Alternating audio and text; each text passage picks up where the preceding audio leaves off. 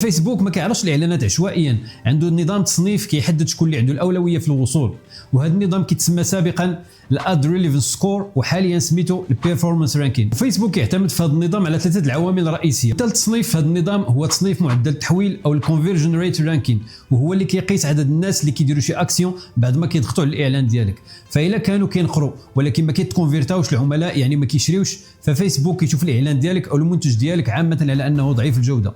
وإلا كان الموقع ديالك بطيء بزاف او معدل الارتداد البونس ريت عالي بزاف، ففيسبوك غادي يوقف العرض ديال الاعلان ديالك. فاشنو خاصك دير باش تحسن هذا التصنيف؟ خاص اللاندين بيج او الموقع ديالك يكون خفيف. فيسبوك كيفضل دائما الاعلانات اللي كتوصل للمستخدمين لصفحات التيليشارجمون ديالك يكون سريع. او استعمل ميزه الانستنت اكسبيرينس ديال الفيسبوك باش تخلي الناس على المنصه مده اطول وعاد صيفطوا الموقع او اللاندين بيج ديالك. ومره دير التيست وحسن السرعه ديال الموقع ديالك بادوات بحال جي تي ميتريكس ولا جوجل بيج سبيد انسايتس.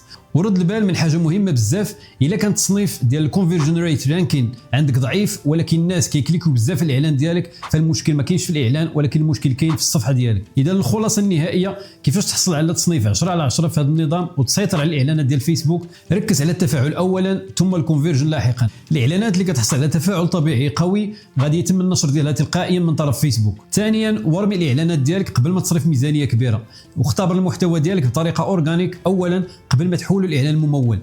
وثالثا ديما تعامل مع فيسبوك كشريك ماشي غير كأداة، فكلما ساعدتي فيسبوك انه يخلي المستخدمين على المنصه ومتفاعلين لمده اطول، كلما حصلتي على اعلانات ارخص واداء اقوى.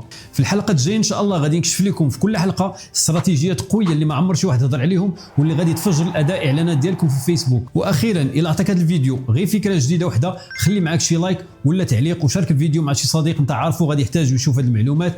كلما زاد التفاعل ديالكم كلما شاركت المزيد من الاسرار. السلام عليكم.